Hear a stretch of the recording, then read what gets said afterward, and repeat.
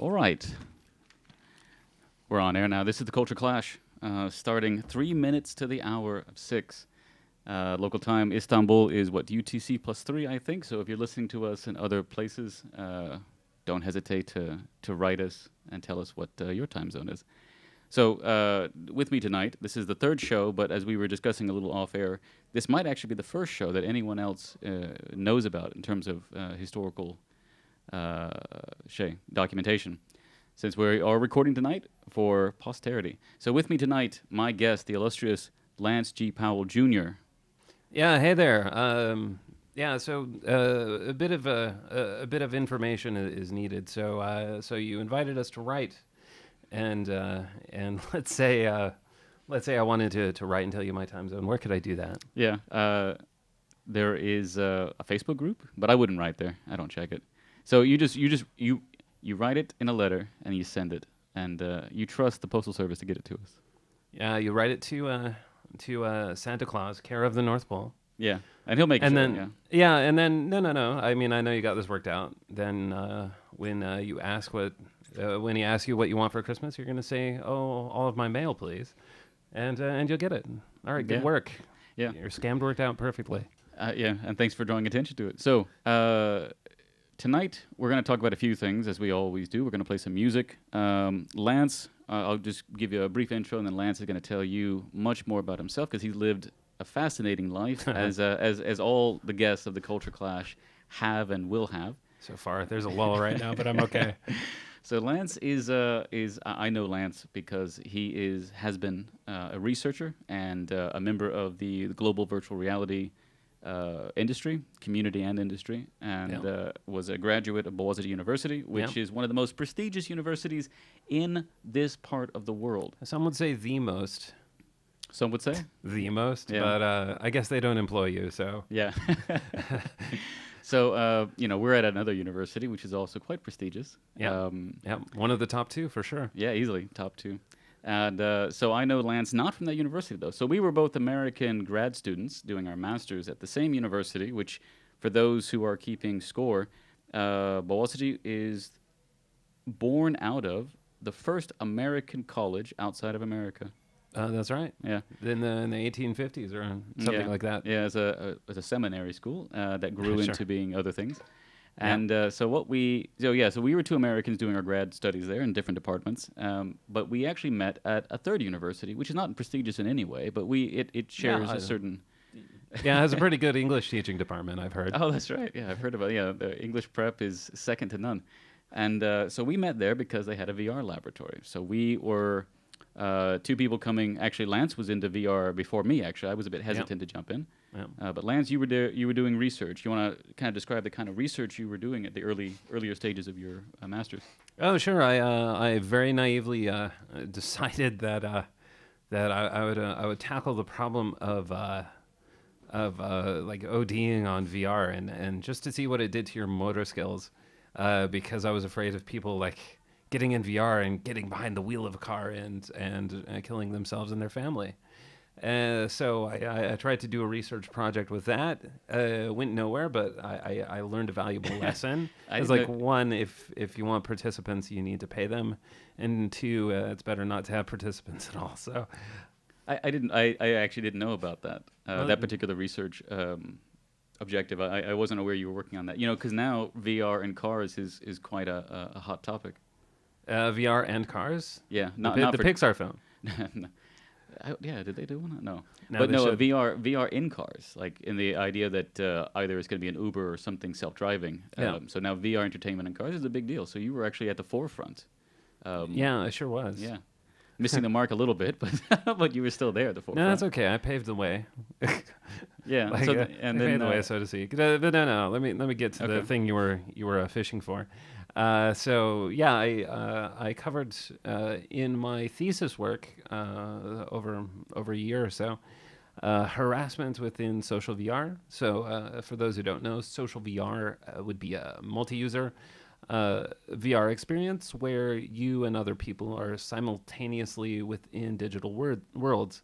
So as it turned out, within a lot of different platforms, maybe most notably VR chat, which people are familiar with through a lot of online memes, Like And, it and, seems. and definitely our audience is very familiar with VR chat. You bet.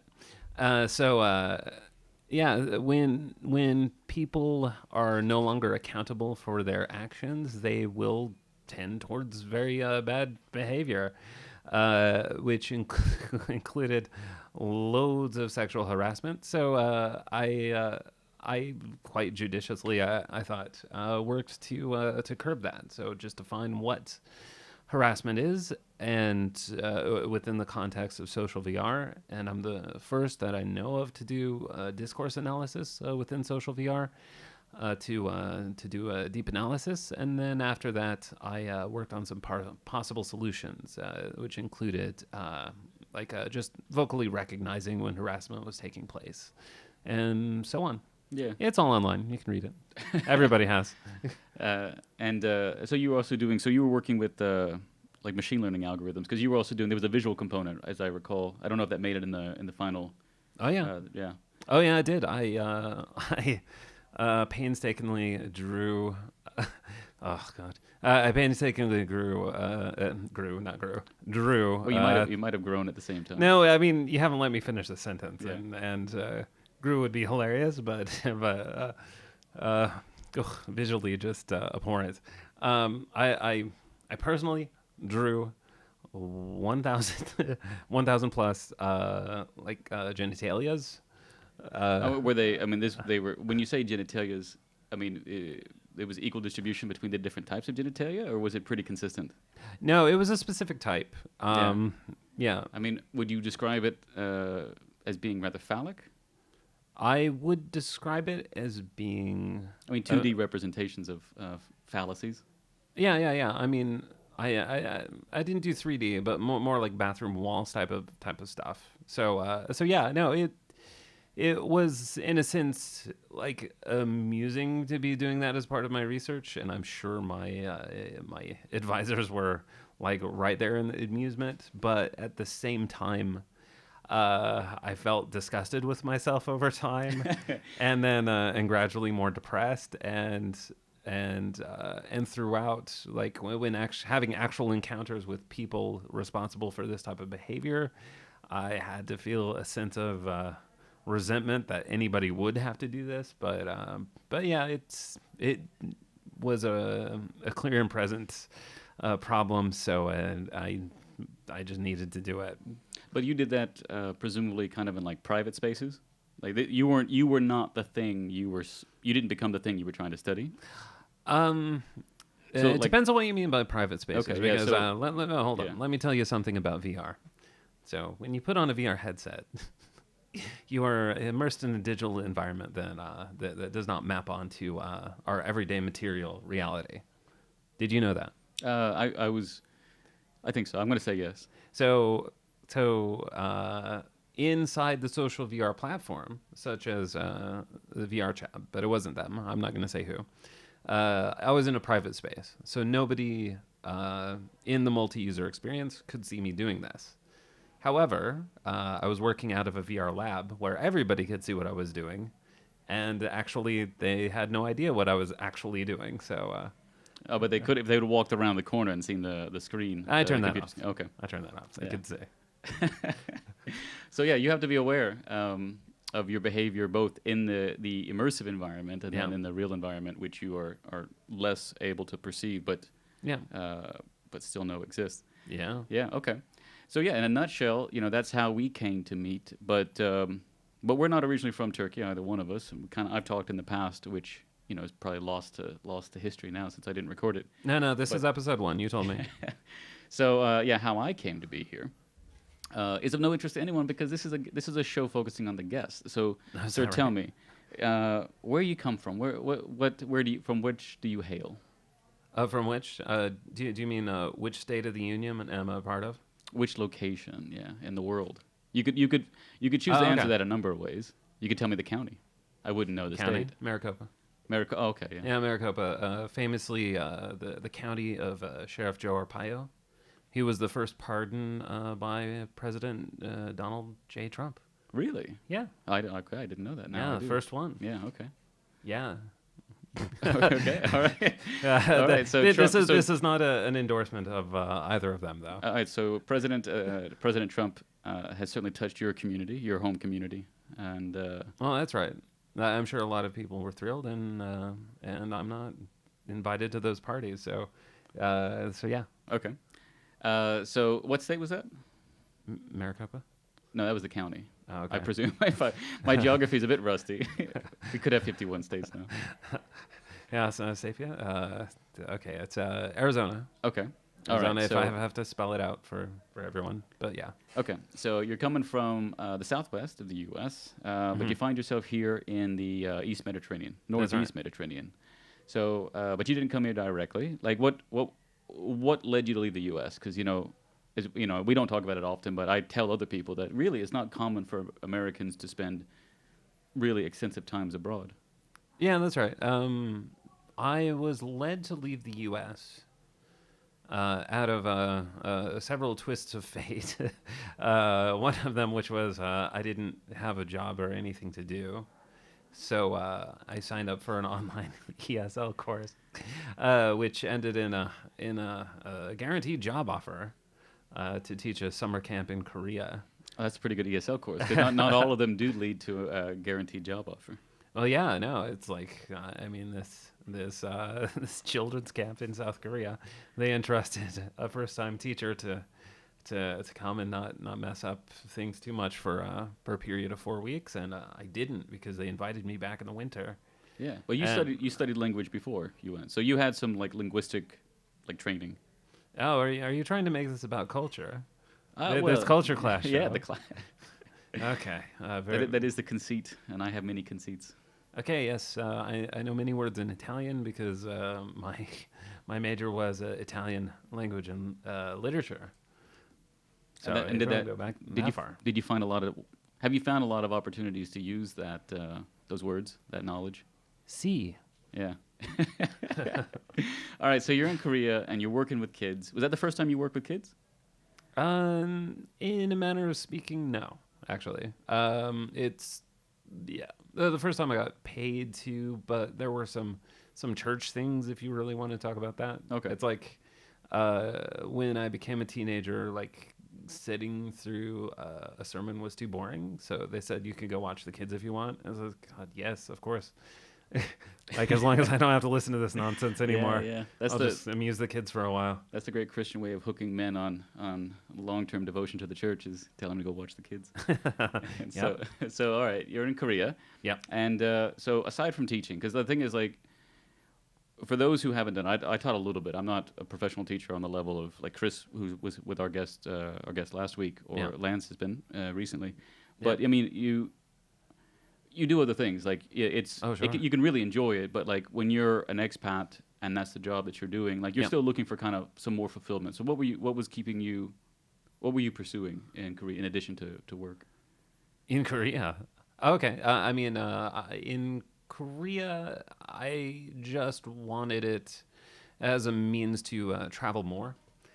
So I went for a period of summers and winters, and I had enough money lying around not to get a job between those in the interim, and yeah, I used it as an opportunity to see as much of the world as I could, just because it was a priority at the time. And then when I found myself after one camp just staying in Korea, I on top of that got into creative writing. So yeah, I spent a lot of time just working on stories and novels, which have found some homes online, but not physically published. So.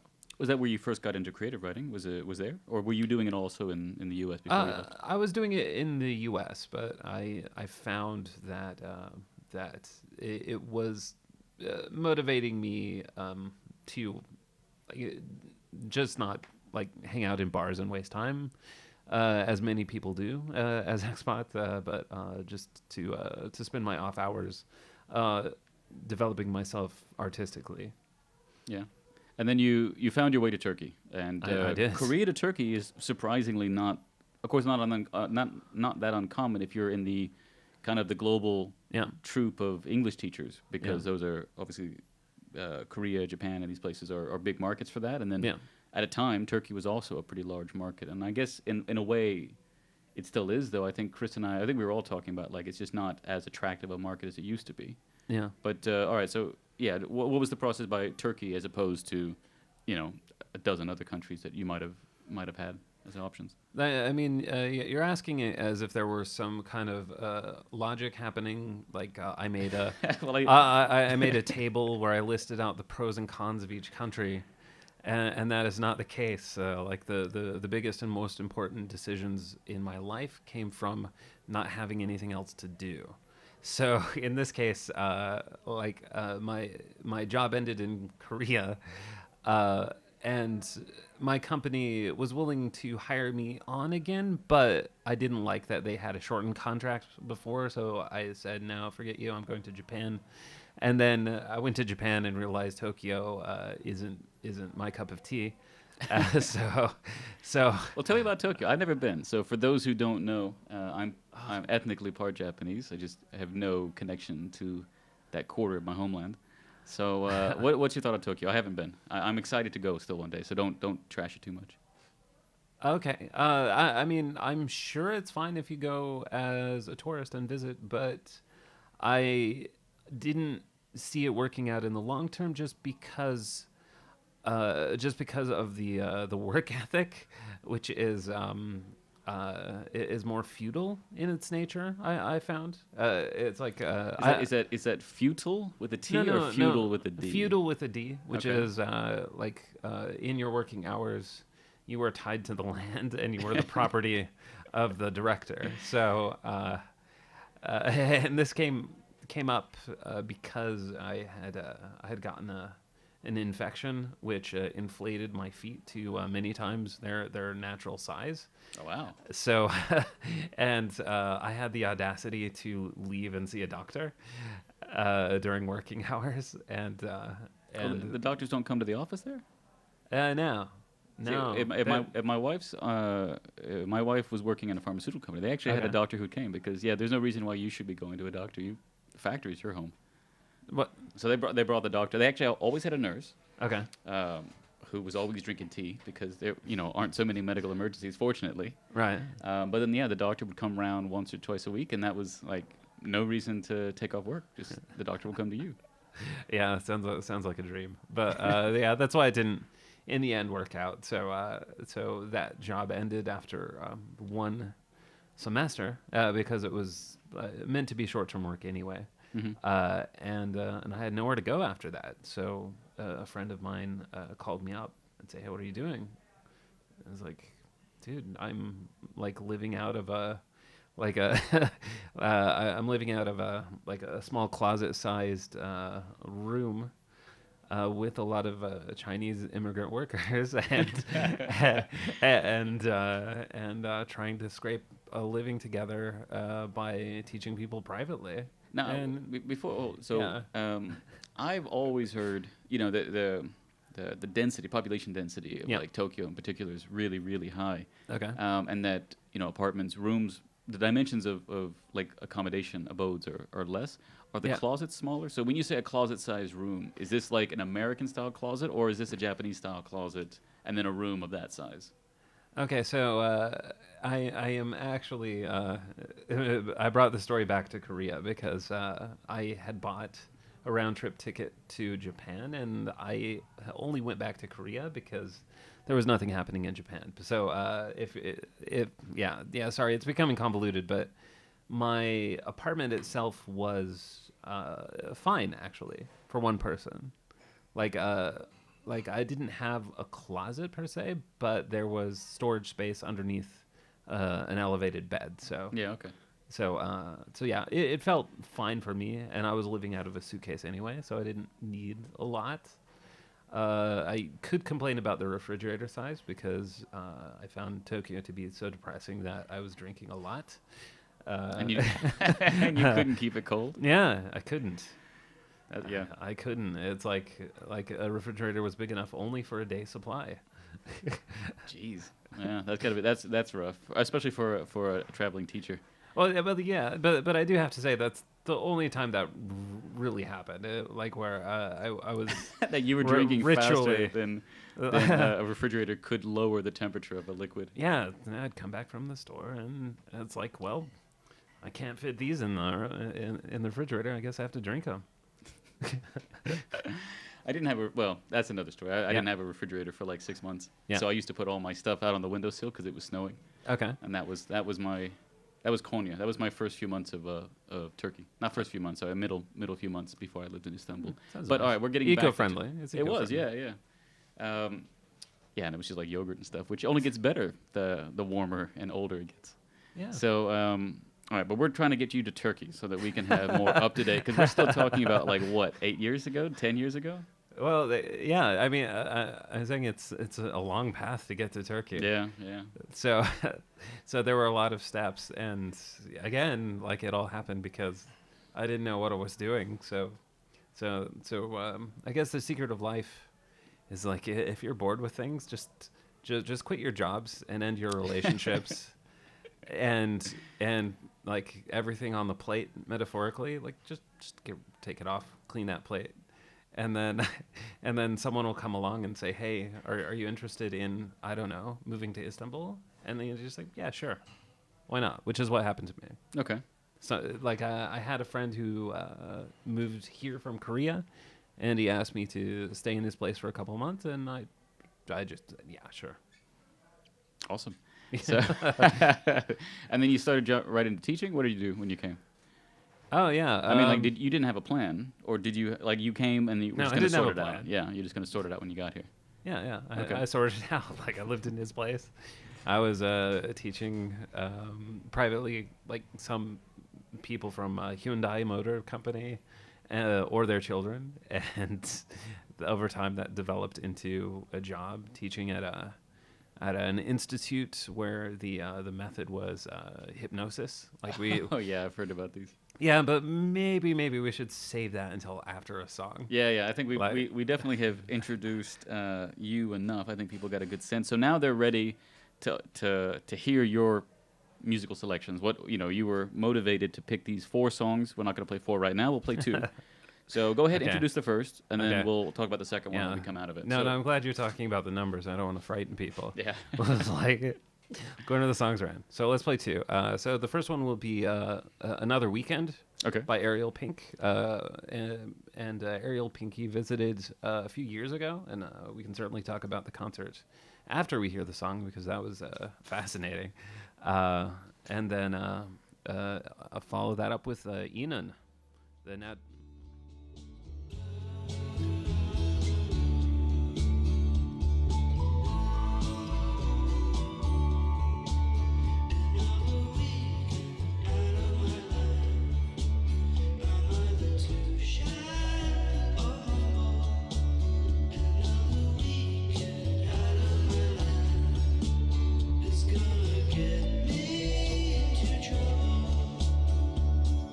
Feel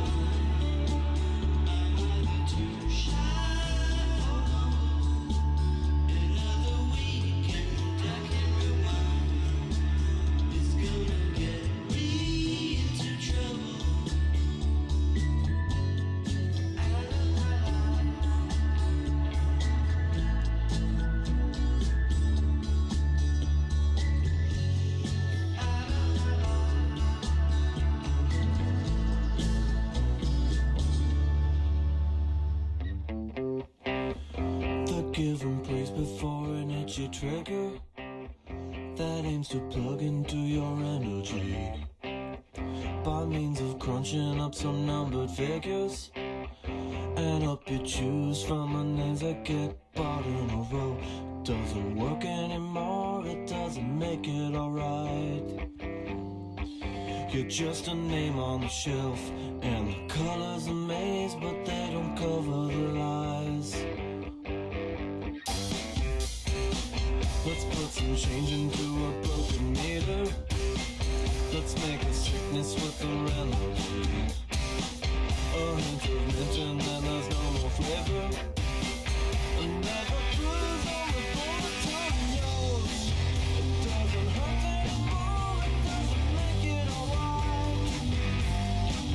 You're just a name on the shelf, and the colors are maze, but they don't cover the lies. I can't solve. It doesn't hurt anymore, it doesn't mean it was right. You're just a name on the shelf, and the colors are maze, but they don't cover the lies.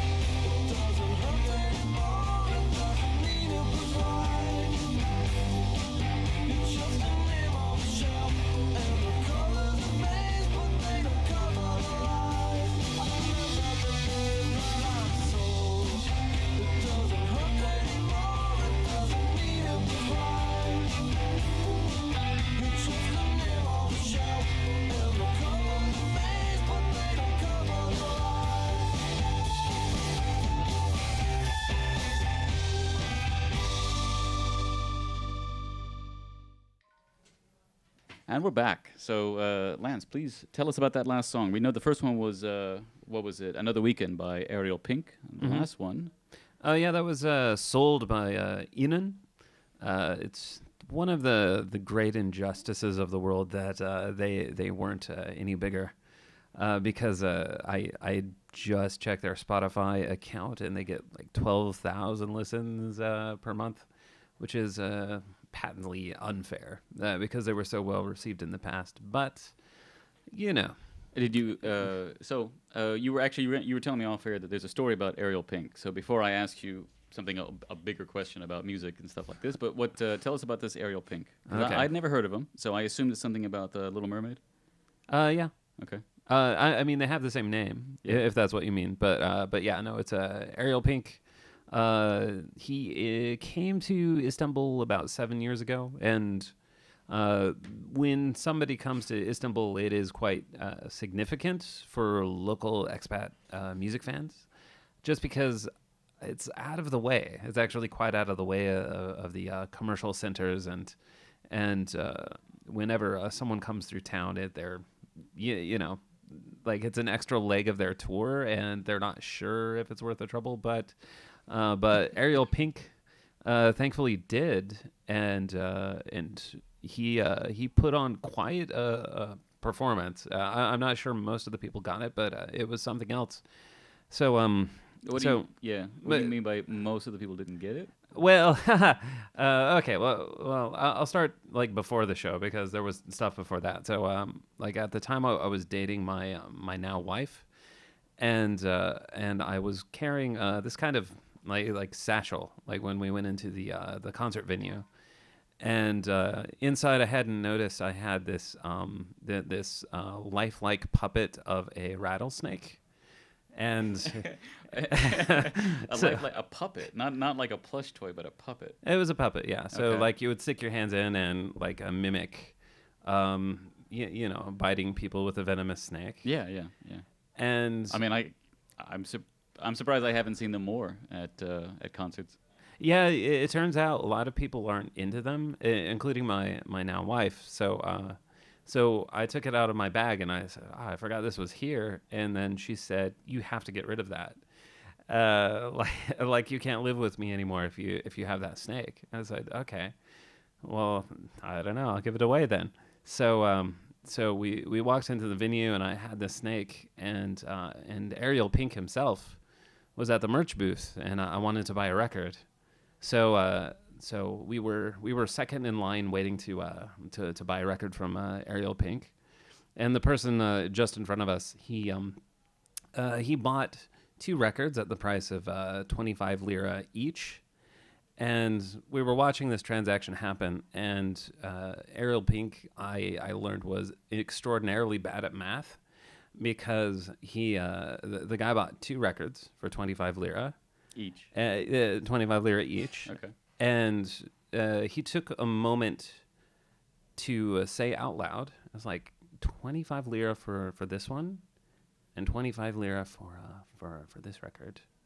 And then he paused for a moment, and he said, that'll be 50 lira. And so my answer now was in real time. It was in real time. Okay.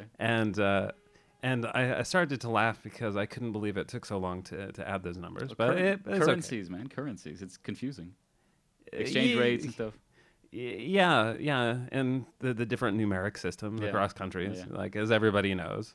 Like you travel to Belgium, it's a base 11 all of a sudden, but no, I just thought that was very funny. But yeah, he could have got distracted or whatever.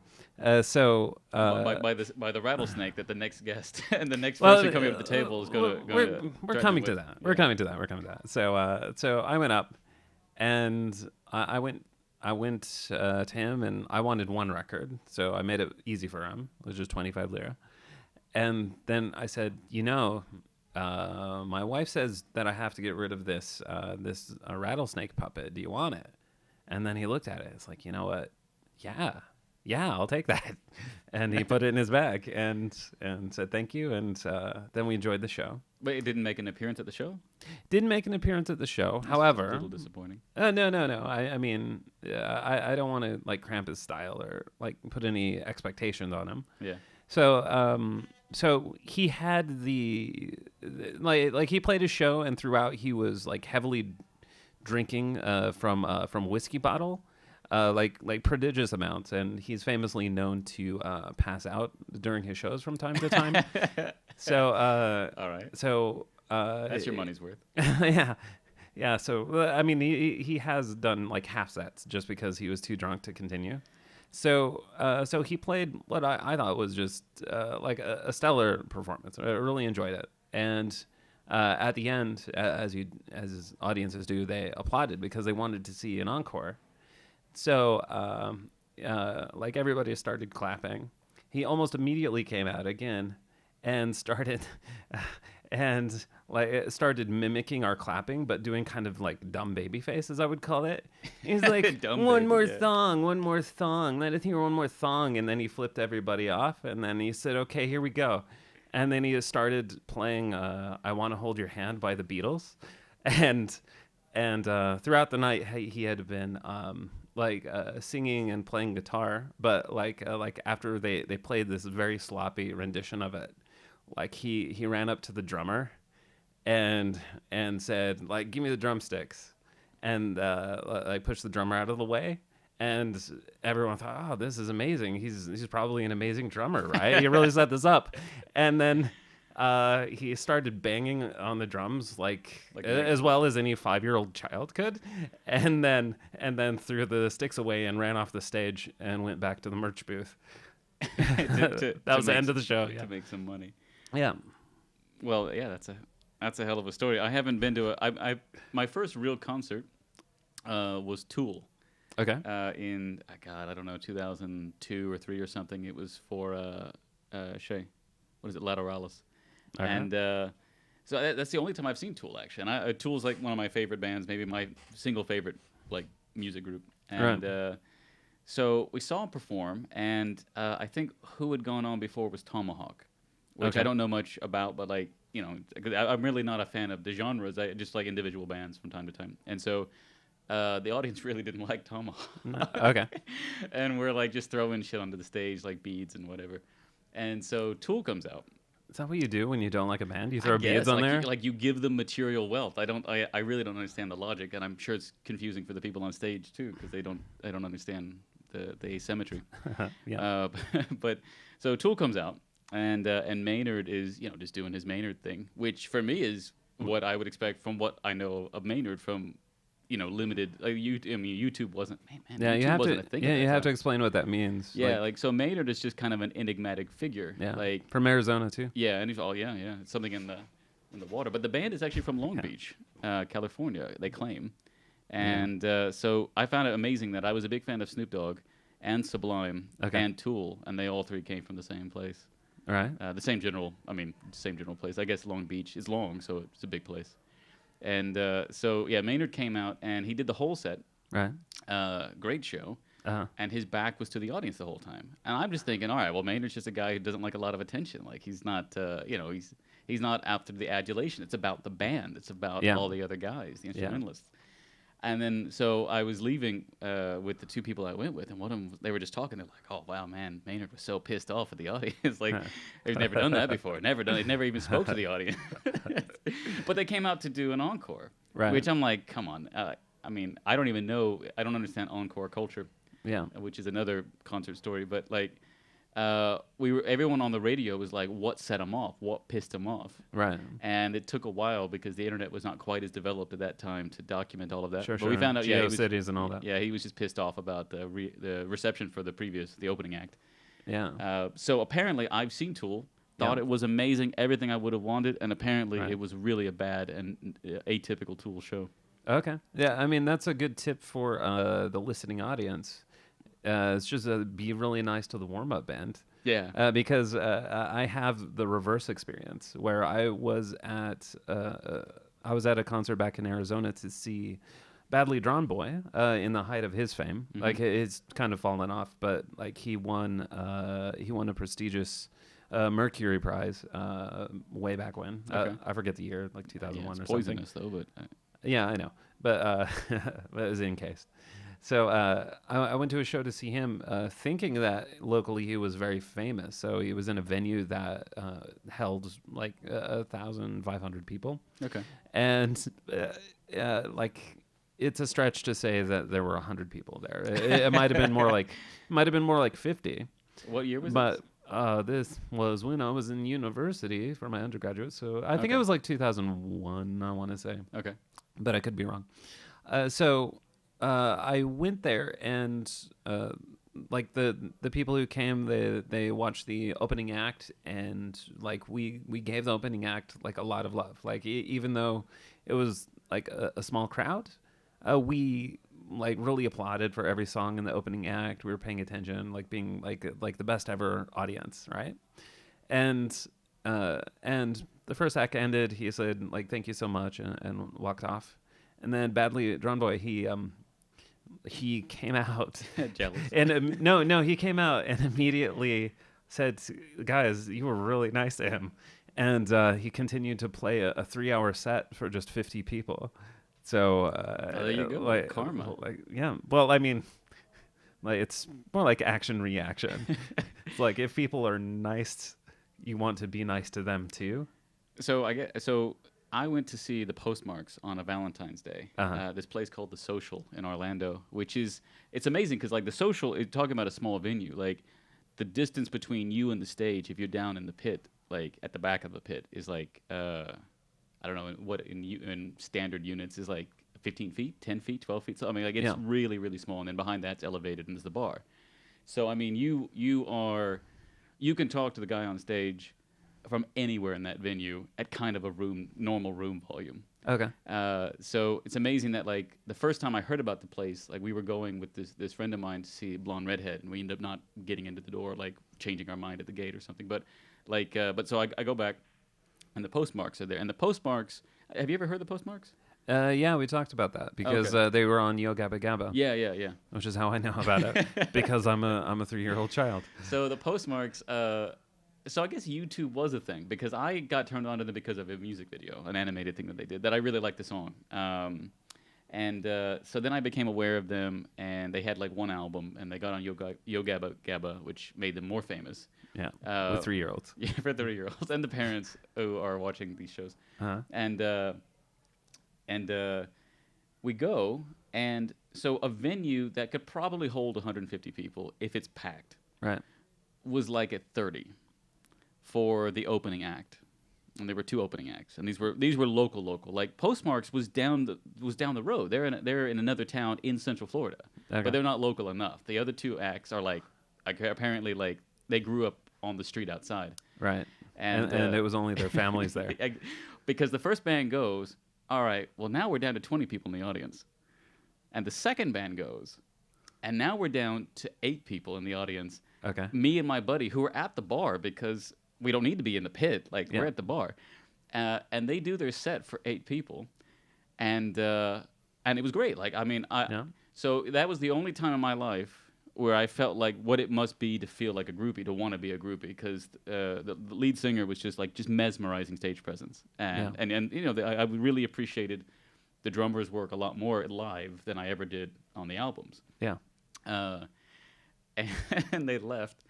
They walked off stage, and the mic was still on stage. So I thought the show was over. Like but my buddy was like, yeah, they're waiting. They're waiting for the applause to see if there's going to be a demand for an encore. They left the mic on stage, Right. and I was like, no, I think dude, the show's got to be like done. There's nobody here but the people working, me, and like 3 other people. And he's like, no, just wait. And you feel so bad because about 2 minutes later, the lead singer walks out to take the microphone back. Oh. And you just feel like, man, they did a great show, and I really loved it. It was wonderful, amazing. Yeah. And then they will never know because I'm not the kind of guy to like make a huge noise clapping and cheering when I'm alone in a room. Well, they'll know now. I'm sure they're listeners. Yeah, they're probably listening. Yeah, I wrote a Yeah. Facebook message to the group afterwards. I was like, yeah, guys, sorry, like no one stayed or came, but you guys did amazing. Yeah. So yeah, concerts, man. Yeah. Who's the most interesting one you've seen in Istanbul? Because I've only seen a few, but the one band was Architecture in Helsinki, this Australian indie pop group, and I Sure. just never, even now, it's amazing that they came through Istanbul. Yeah. No, I saw them open for the Album Leaf, which is a similar band, but that was back in Arizona. But in Istanbul, actually, it was a lifelong dream to see Portishead come, and they did. Did it really? Yeah, they came about 6 years ago. Oh wow, okay. Yeah, were you around? I was, but I mean, I'm not ever checking. Like, I don't even know where you check to see who's coming. No. I mean, I'd be sure to let you know, but yeah, that was one of the more interesting ones. Also, my first concert at the Tiger Lilies was something Oh, else. Yeah. So, for those who don't know, the Tiger Lilies are an accordion-based band, kind of in the realm of Tom Waits, if Tom Waits had a falsetto voice and he was dressed like a clown. So, Which is, we're just waiting. We're another album or two away from that. Probably. He's so reinventive. well, yeah, I mean, I don't think we'll see another album in his lifetime, but the Tiger Lilies put out 2 albums a year. Yeah, the first one, I enjoyed all of them. The first one I enjoyed the most just because it was such a small venue, and it also fell on Good Friday. So it was the Friday before Easter, when Christ was meant to be crucified. And I wasn't entirely familiar with their music yet. Like, I'd only known some of their more popular songs just from YouTube. But during this concert, they played an amazing set. The lead singer, Jacques, he has just a tremendous voice. He's very underappreciated, but also a favorite of Simpsons animator Matt Groening. Yeah. So Groening. they've done Groening. Groening. So they actually did an outro music for a Simpsons episode. But most people don't like them just because of the subject matter of their songs. So at the end of their set, they did another encore because we really enjoyed it.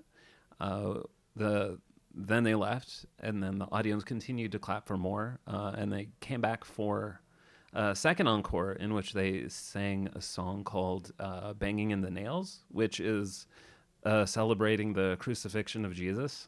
And the lead singer takes credit for it.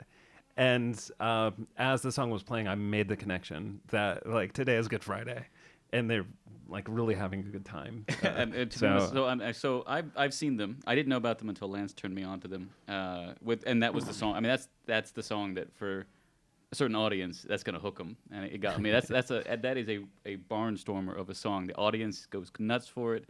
It's catchy. Yeah, I mean it was. So we saw them last time, and they played at the end again, and yeah, I mean the whole audience just loves it. It's a pleaser. Oh yeah, yeah. I mean, I mean, it gives us hope for the future Yeah, that yeah. we're willing to stand up against our religious oppressors. Yeah, and by the Yeah. way, my first experience, like instructing children, was in a church. So, Yeah, yeah. so But yeah, but that yeah. song So wasn't I have some skin in the game. that song wasn't out yet. Yeah. All right, so we've been talking about music. You got two more songs to play, but so you didn't talk about these bands. Are these bands? Have you seen these bands? These play the ones you're going to talk about next, or you're going to introduce? Okay, so yeah, the first one we're gonna play, that's the Diddy Bops, and no, I did not see them live, unfortunately. Yeah. And they're also much underappreciated. So- How'd you discover them? I discovered them because there was a band called the Dresden Dolls, which did become famous, and Amanda Palmer, the lead singer, married Neil Gaiman, and they became like mega wealthy superstars. But in the early days of the internet, they had an especially nice web design, and I wanted to see who did their web design, and I wanted to see what other websites they did. So they did it for this other band called the Diddy Bops. So I started to listen to the Diddy Bops and found they were also very good. So yeah, no, I like really enjoy them. Okay. Well, let's. This is what? In the meantime, let's. In the meantime. let's start.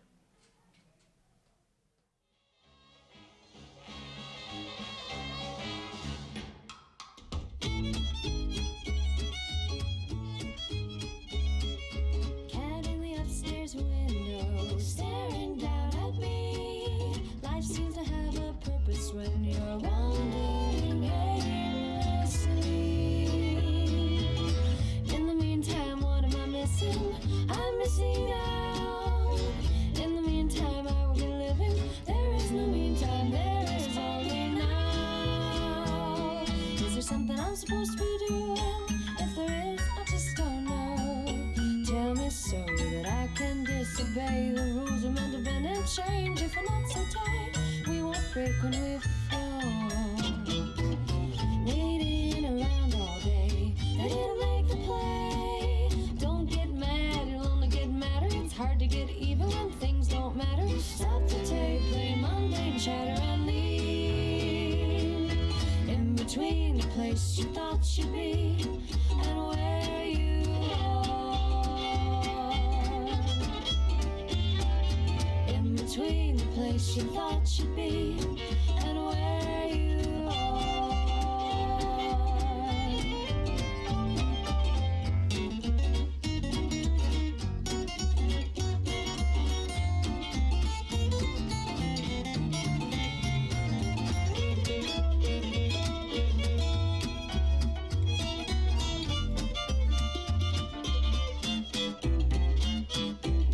Check my pulse if I'm living. Find time to be alive.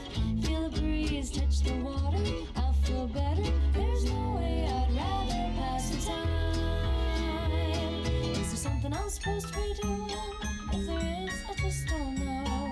Tell me so that I can disobey the rules we're meant to bend and change. Bend and change. Bend and change them until we break them. If we're not so tight, we won't break when we fall. Wandering aimlessly,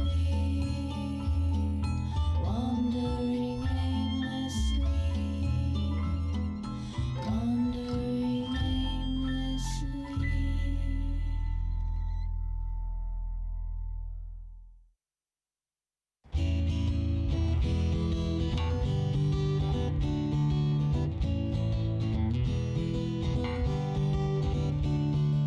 I can take my finger off, old dog, old trick, new twist. Like actually take the finger off, wrap it in a blanket as he would a severed horse head. Mail it to a friend you want a pinky swear more with. And should they need a forearm or something they can practice drawing skulls on? Cut it from the shoulder while the sore's warm. The full appendage really make a world of difference. Included 2 or 30 teeth that you had all your critics. 32 would have been perfect, 2 were casualties of its hits. I always wanted radder things for Christmas. The rest were cool. I'm shipping out a torso with the AM. You should learn to hit the organs every time at 40 paces. It's important. I can't explain why now. By the way, legs in a crate delivery by today. If a uniformed man knocks sign this document. You shouldn't have to walk out to the mailbox for the other shit. My mom was a lunch lady when I was in elementary school.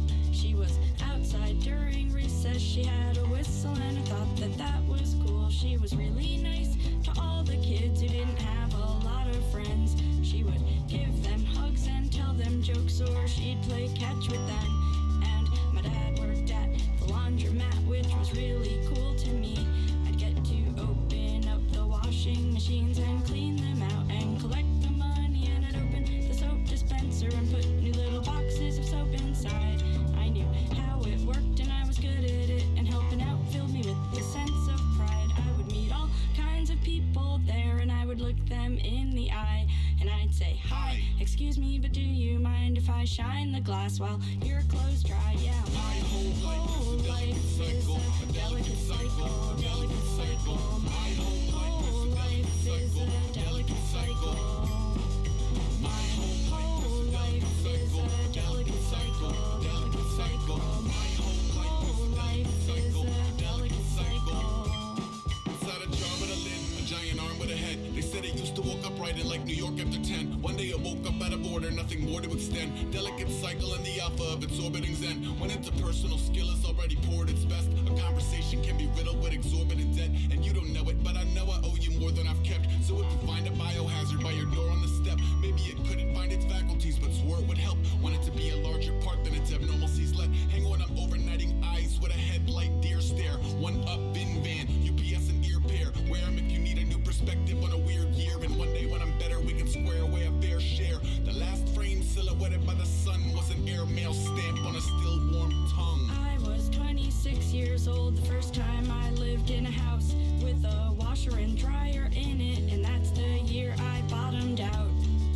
Maybe what was missing was the sense of community that comes from hauling your big old load out in public and airing your dirty laundry in the company of other people who also don't have the amenities at their convenience in a home that's so set up that they never have to leave. I miss the smell, the dust, the coins, the trust, the squeaky carts, the vibrations, the bucket full of bleach, the dryer sheets, the old payphone, the giant sink. I'd watch my daddy mop the floor and my heart started with a quarter. I'd watch my daddy mop the floor and my heart started with a quarter. My whole life is a delicate cycle, delicate cycle. My whole life is a delicate cycle. My whole life is a delicate cycle, delicate cycle. My whole life is a delicate cycle. My whole life is a delicate cycle, delicate cycle. My whole life is a delicate cycle. My whole life is a delicate cycle, delicate cycle. My whole life is a delicate cycle. Okay. So that was, what was it, the Uncluded Delicate Cycle. Lance, tell us a little bit about why you picked that song. I picked that song because it's a reflection of my life. Do you really identify? Well, with yeah, the lyrics? I mean, I learned about them through a YouTube algorithm, and it decided I would like the song, and so they were right. So Yeah. score one for YouTube. We were talking about that with Chris, like, of all the algorithms that are probably going to, to gain sentience and threaten our existence, it's the YouTube one that I'm most okay with. I feel like it served me well more than the others, and I'm okay if it decides that humanity is not worth supporting anymore with music selections. Well, is that right? Because, well, I mean, I don't want to get into it, but like as we write the algorithms, they're writing us as well. Like kind of dictating the things we like, and more and more we're just going along with it.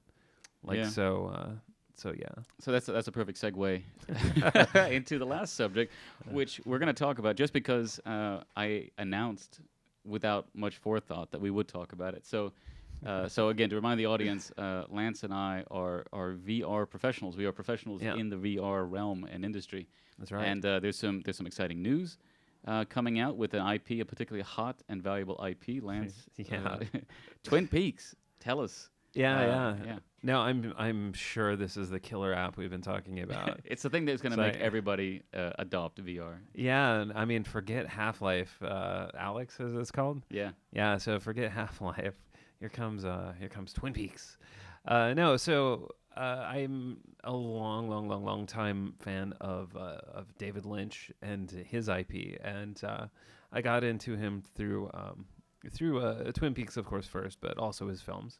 So I don't know. Some studio seized upon the opportunity of the relatively recent release of Twin Peaks season 3 to make to make something based on that.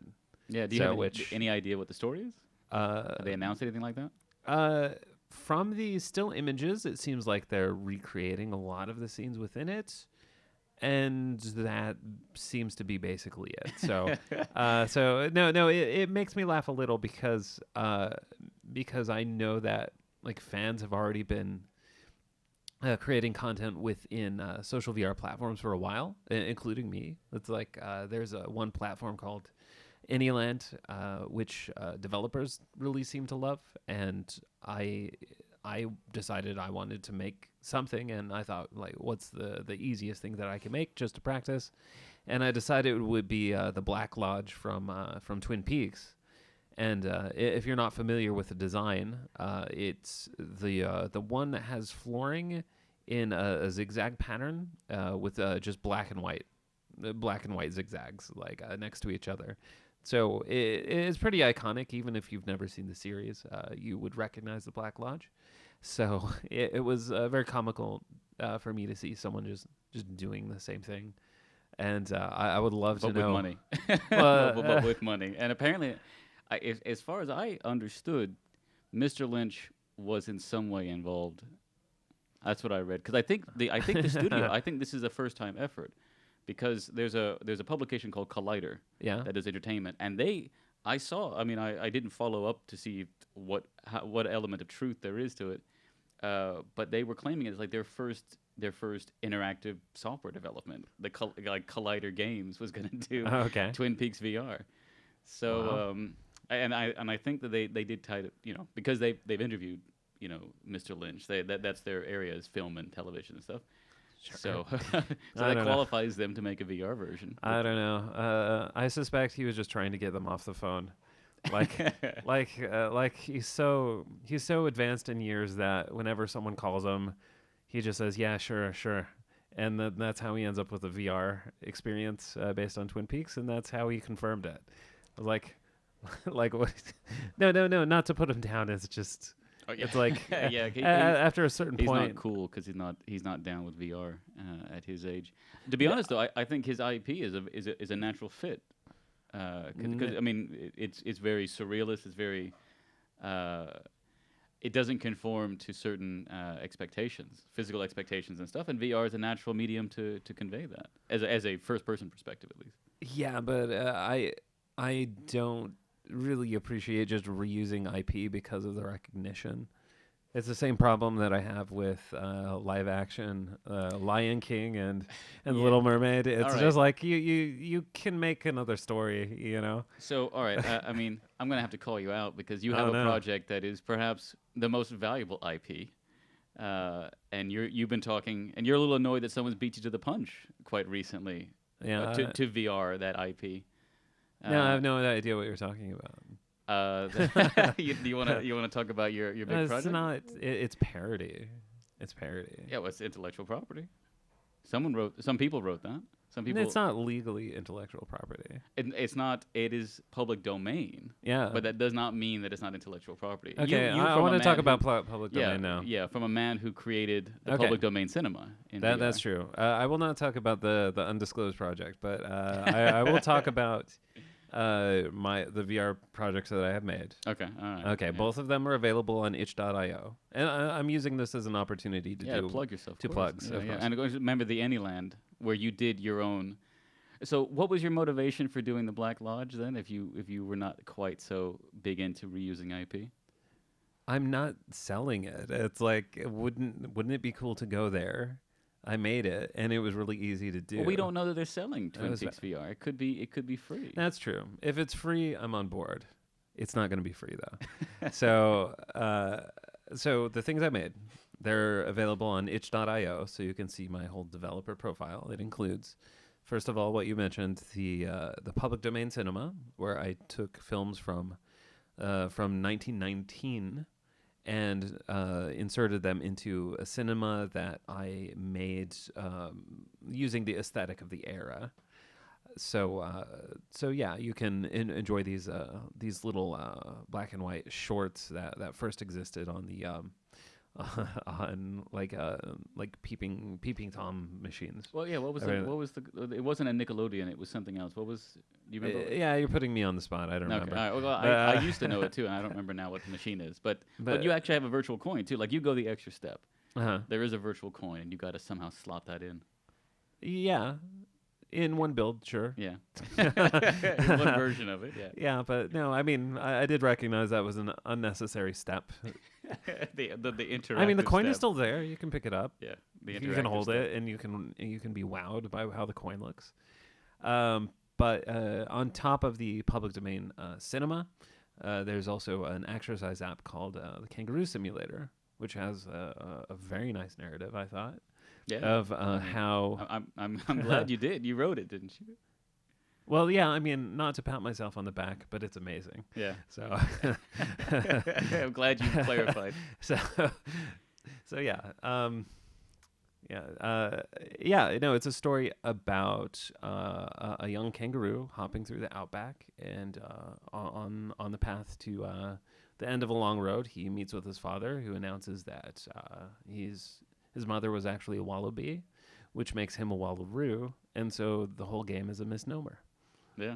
Yeah. I mean, it's a journey of self-discovery. Yeah, with but- some squatting. But yeah, that's true. Yeah, I buried the lead. So you do move through the game. You do move through the game as on a yoga ball. So you're Yeah. bouncing on a yoga ball. And it is a real workout though. For Indeed those it who feel is. like VR is not healthy for people, certain VR definitely is. Sure. Great calorie burn, Sure. and Kangaroo Simulator is a great example of that. Hell yeah. I'm Yeah. in the best shape of my life right here. Well, I should say my life going backwards.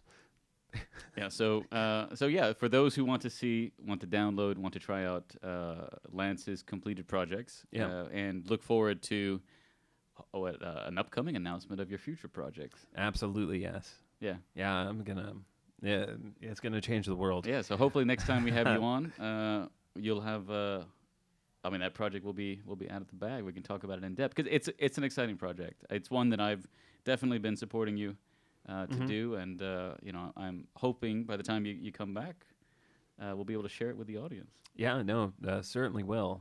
Yeah, sorry to hold back, but on top of that, if you check out my Twitter page, I'm at lancegpowell.com, at Lance G Powell Jr. So that's You Jr. sure? at the end. Yeah, You got the. I'm pretty sure. I'm Okay, pretty sure. yeah. A lot of moving parts, Yeah. but I got that, and also a Medium page where I continue to write about VR. Yeah.